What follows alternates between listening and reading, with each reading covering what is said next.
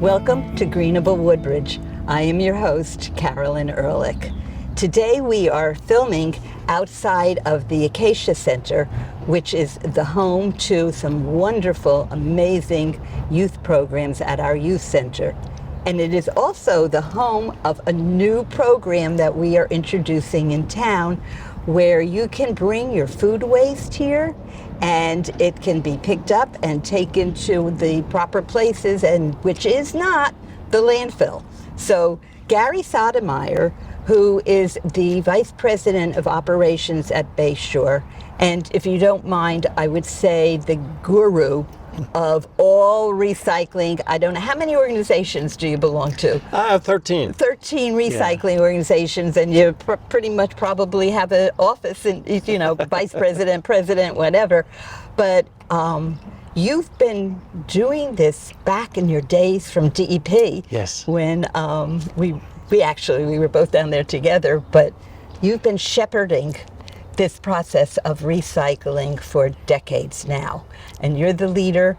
You are also our teacher, because our team has learned so much from you.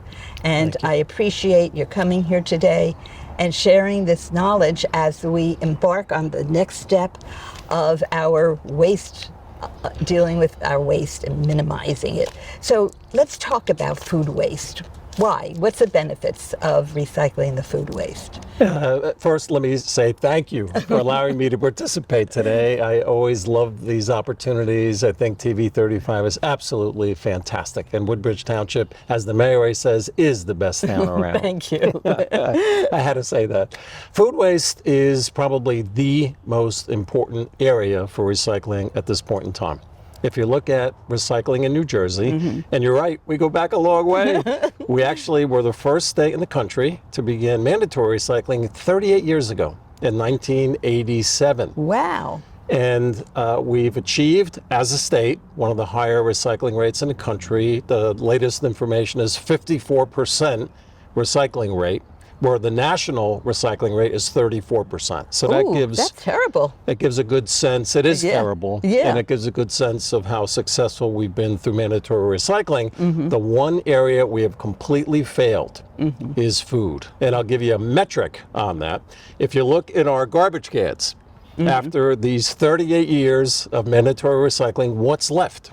And we've done what are called composition and characterization studies. 25% of it is food. Wow. So it is the frontier of where we need to evolve to. So once again, Woodbridge Township is at that frontier with the program here in collecting food waste. So I was we were talking about it before. Many of the younger people have always grown up with recycling. But in my home, we had one garbage can, and everything went in it. And then, of course, the laws got passed and started to get implemented over the years. And we all had to learn how to pull out the newspapers and the cans and the plastic and how to do it and what was the right way. And there were a few bumps at the beginning, but now it's automatic for people. It's flawless. And that is our goal for how it should be with food waste. Yeah, absolutely.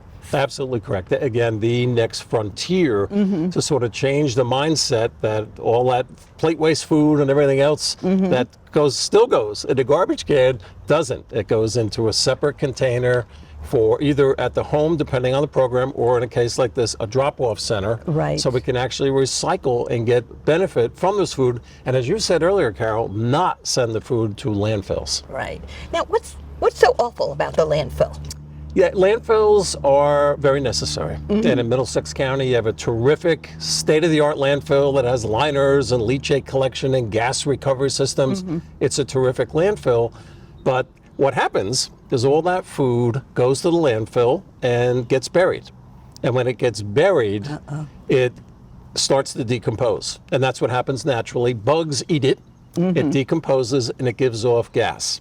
And landfills, very unfortunately, represent about 15% of all methane gas from human sources in the country. So they're a major emitter of methane gas, notwithstanding operating as well as they can. They still leak. and they leak this gas even though they try to collect it. So we want to drive food away from landfills and exacerbating the climate change issue with methane gas emissions and get it to composting facilities. And if you're concerned about the climate issues, I always say, the little steps we take, the easy things, if we all take those steps together, we'll be making progress to starting to solve the problem. And this is one of the things that families can do pretty simply. For somebody like me, I don't have a lot of food waste because I don't eat at home. I'm just me. I don't eat at home. It's mostly coffee grinds and fruit peels and stuff like that. But for big families, they would fill up one of these buckets probably at least once a week, if not more. And I think you hit it right on the head. What's effective in recycling is making it a personal ethic and changing personal behavior. And as you said earlier, we've done that with bottles and cans and papers and plastic. We haven't yet done it with food. And that's really where we need to go. And you hit on really, I think, the first step of what we want to do is not waste food. Yes. And where we can donate food. And Woodbridge has such a tremendous system of food pantries. It's just incredible the work you do, but there's a lot more we can do to educate the public on not wasting even that food. First, we want to eat it and divert it for consumption. Secondly, you mentioned you don't have a lot at your home, but what can you do? My wife and I are similar. We have 4 kids, they're all out and about. It's just Roseanne and I, and we have what's called a little hot frog. And it's a little outdoor composter. It's literally this big. They're not terribly expensive. I priced it yesterday, and the latest model is $123. That's not bad. And that's all you ever need to compost all your vegetative material right in your backyard. So explain composting and what is the difference between composting and putting the food waste in a bucket?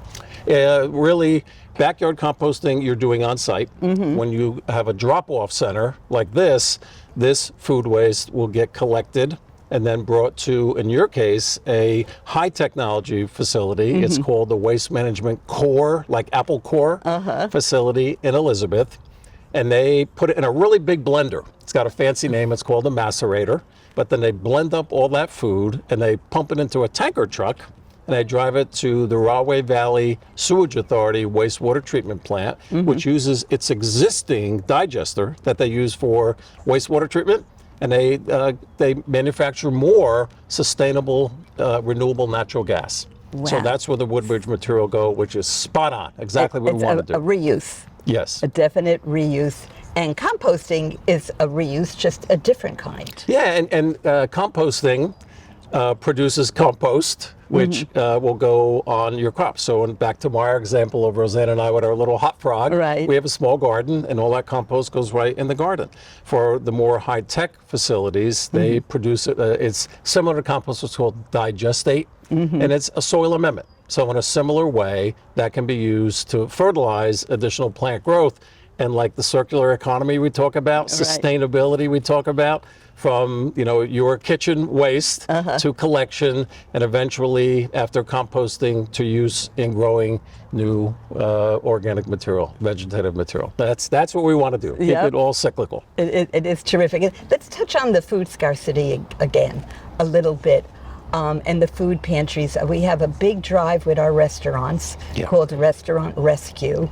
And the food that they make that they don't need, they can send right to the pantries. We had a wonderful refrigeration and freezer system put in place so we can keep it for a while.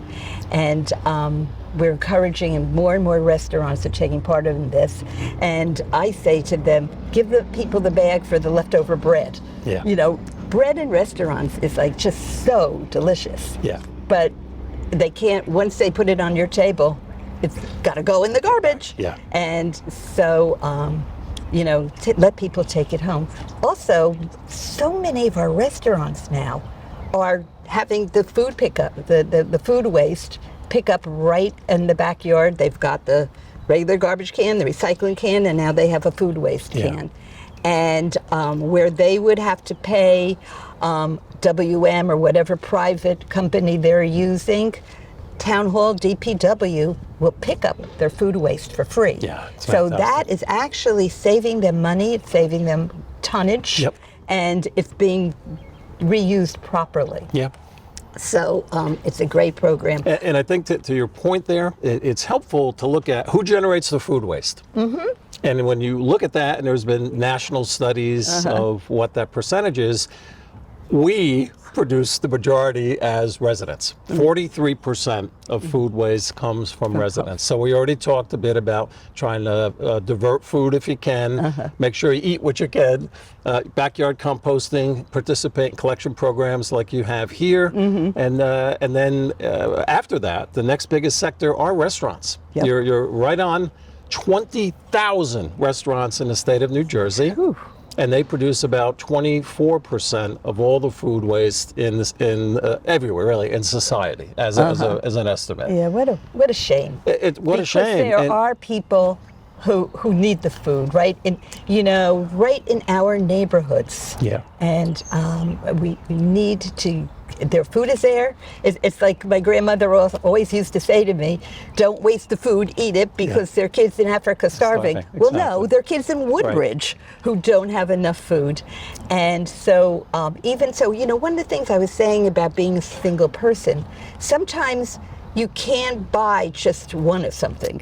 Yeah, you have to get a bag or, a whole lot more than I could possibly eat before it goes bad. Yeah. So and people like me need to get in the habit of just dropping it off at the food pantries. Yeah. So it doesn't get wasted. Like you say, to change behavior. Right. Changing the norm of behavior. And let's just mention what you talked about, food scarcity.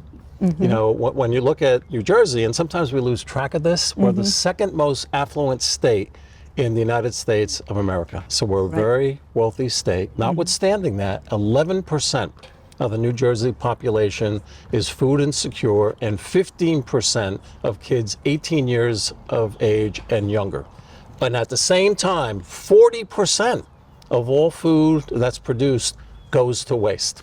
And insult to injury, where does that waste go? Goes to the landfill, right, to create methane gas to exacerbate climate change. Right. So it's really a disgrace. It's a disgraceful situation that we simply have to address. And programs like what you're doing here in the 5th largest town in the state of New Jersey is setting the pathway. It really is very important. So one of the things that, and definitely, I think everybody now is going to, it's almost like a moral issue. Yeah. And they're going to try a little bit harder to change their habits so that the food doesn't go to waste, and find a good place for it to go. So one of the things that you taught us about is a goal of zero waste, and the steps that we can take to get there. And it's it is motivating the Division of Sustainability to take actions like this. So if you could talk a little bit about having a goal of zero waste. I think aspirational goals are extremely important. And that's what zero waste is. It's an aspirational goal. We even have a legislative goal related to food in New Jersey to reduce food waste by 50% by 2030. Wow, that's an aspirational goal. Yep. And that's a big goal, because what that really means is recovering 50% of what we're currently wasting. Yeah. But it's a big goal. But that gives you a target. And it gives you something to try to achieve, to aspire to. And having, like I just mentioned, I'm older now. I've been involved in recycling for 45 years now, and in the environmental field. And really, technology is not our limiting factor. We technically can recycle everything you're looking at here today. We can recycle. The question is, technically, the question is, can we do that economically? And that has historically been our problem. And because we're so land rich in the United States compared to European countries, by example, landfills are, relatively speaking, inexpensive to operate, relatively speaking. So a lot of these technologies are on the fringes of being economically feasible. But in the food end, we're making great progress to make it economic, so we can attack 25% of what's remaining in our garbage can. That's just great. So either don't let it get into your garbage can, or if it does, either have a separate can and either be composting it, or bring it here to Acacia or DPW so that it can be recycled. So just one more minute on the zero waste plan. You actually gave us steps that we should take, and I'd like somebody, maybe it was even you, that said a goal of zero waste is more like a journey. It is. Than a goal. You got to work your way to it. Yes. And you gave us a whole list of, we first have to do like an audit of where is our waste coming from, how much it is, so that we have a starting point. You know, we did waste audits in the schools, but what we really need to do is a town-wide waste audit. Yeah. And you told us to work on a plan. And we've been doing this, and this is exactly one of the measures that we said we need to do this if we want to get anywhere near close to zero waste. And in line with those steps, we've had for the 38 years a metric system to measure how much each town is recycling. So that gives us a benchmark. Here's where we are. Then when you develop the plan, you look at where can we get the most recovery and additional recycling. You've already done that because you're looking at food. That is the frontier. And by doing programs like this and then expanding programs like this by sector, you already mentioned residential, you mentioned restaurants. Right. You know, the next big one is supermarkets. 14% of all the food waste generated comes from supermarkets. And they're pretty good. They are pretty good. At recycling already. Yep. But it is that incremental, stepwise approach, material by material, that can lead us to that ethic, that aspirational goal of zero waste. Right. And then, of course, there's the really hard stuff, which is encouraging restaurants not to use the plastic. Yeah. And but that's another step. It is, and there's a great program that our legislature is actually seriously looking at to enact as a mandate called Skip the Stuff. Yep. Where when you go to a restaurant, you don't automatically get, when you have takeout stuff, Unless the you plastic fork, plate, knife, and the napkin, and the wrapped in plastic, and the soy sauce, and the ketchup packet. You only get that upon request. And we've already done that with our plastic bag ban law for straws. We only get a straw if you ask for it. So I think that is another incremental step. Great. And so state laws are one thing. Locally, our philosophy has been, and I really feel like it's working, buy in, not push back. So rather than passing ordinance, rather than passing a law that says everybody should recycle food, I want people to start doing it on their own and tell their neighbors and tell them how good it makes them feel and what a difference they feel like they're making. And you know what? Let's go over to Acacia together on Saturday and take care of our food waste. And I think that is the exact right approach. And as you know so well, because you're the chair of the Board of Trustees, we actually have programs to help towns get it down to the residential level through Sustainable Jersey. There are at least 12 actions that touch upon food and management of food in that program. And beyond that, it's the educational materials you already showed me for the Woodbridge drop-off program. That's so important. Education, education, education. Because once you educate the public, as you said earlier, they want to do this. They really do. They just need to be told how, because they have busy lives. Right, exactly. So, which is why, originally when we started this program, you had to go to DPW. It was the only drop-off place. And I was asking DPW, can we do more? And so they said, okay, let's set one up at Acacia. But people, this is a pilot. This is a trial.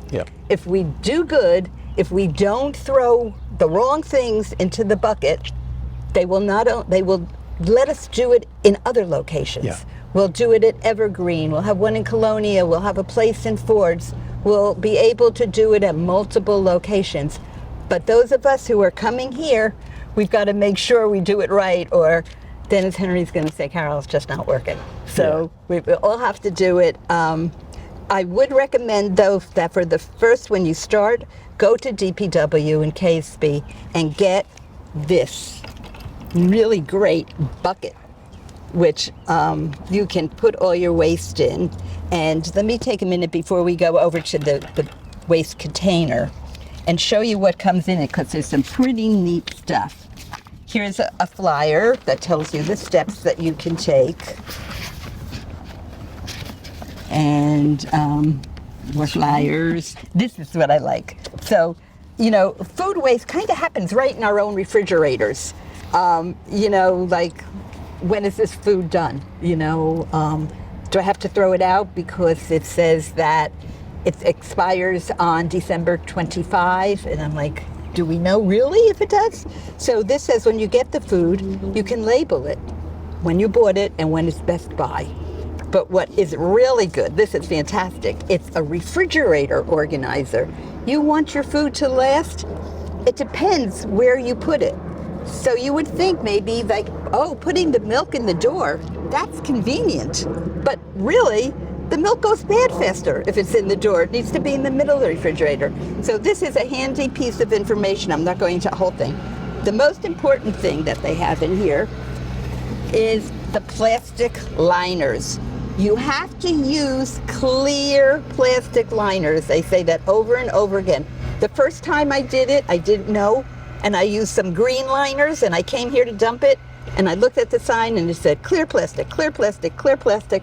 And they said, I blew this, and I took it home. So, gotta be clear, but they will give it to you at DPW. So let's take a walk over to the bins and show everybody.